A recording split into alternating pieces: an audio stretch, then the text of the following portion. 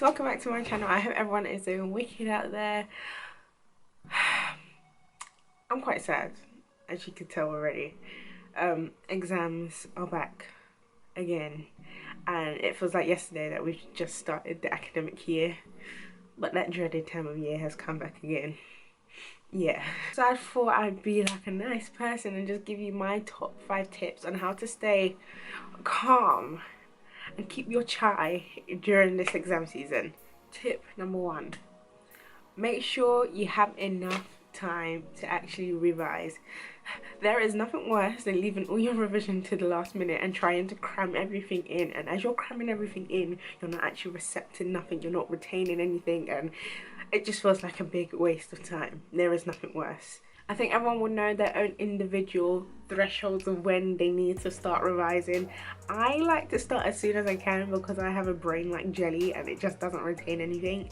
And right now my exams are in 40 something days, and I know it's about time I need to start, making a move on and actually start revising. So like I said, do not leave your revision to the last minute. It is the worst thing you could do to yourself. There is no such thing as starting your revision too early. Too early is even perfect.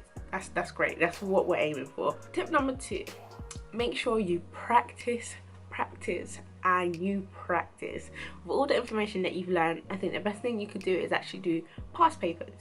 Past papers then help you use the information that you have read about, or use the information that you've gathered to then apply it to the actual exam. There is nothing worse than getting into an exam and thinking the exam's going to be one way because you've done like one past paper, so you just assume when you get there and the exam just turns out to be something horrible. From them past papers as well, you're able to notice trends in questions that examiners might ask. So I know when I was doing politics, there was a trend with how they would ask the politics questions, or what questions actually mean what, and it just made your life a lot easier when you practice, because then you could kind of get into the flow of things and kind of understand how the exam works as well. Tip number 3, it is definitely okay to have some breaks. My mum and my dad used to be the kind of people where when you're revising, you dare not stand up from that one spot until you've done at least 10 hours. No, you don't want to do that at all. You want to start planning strategic ways of how you're going to revise. My university actually do a workshop where you go in there and you do 30 minutes of straight revision, and then you have a 10-minute break. So within those 30 minutes you can't look at your phone, you can't surf on the web, you can't do any of that. It's you and your work for those 30 minutes, and then you have a 10-minute break. Last year I was actually, not last year, the year before, I was actually using a 45-minute 15-minute interval. So I'll do work for 45 minutes and then have a 15-minute break. This just allows your brain to breathe and to not crash and overload. It's okay to have breaks.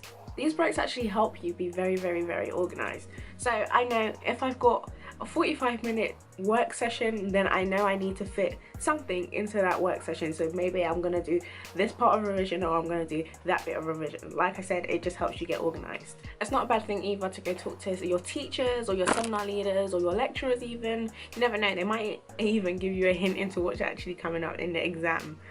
Lastly, I do want to say, guys, do not overthink it, okay? There's nothing worse than overthinking a situation, overthinking the fact that you can't overcome these exams, because you are greater than these exams, you are smarter than these exams.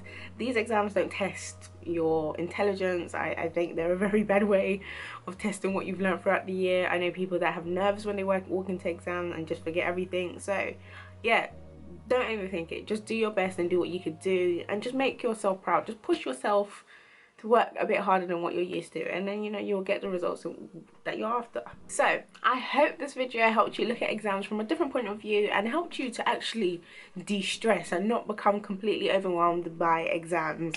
I do want to wish everyone a good luck with the exam period, and yeah, don't stress. Like I said, just do what you could do.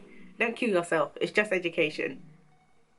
No, it's not just education, but you get what I mean. But yeah, that's basically what I wanted to come and talk to you guys about today, or share with you rather. I'm very happy that I've made the decision to be a natural girl, because I am finding it so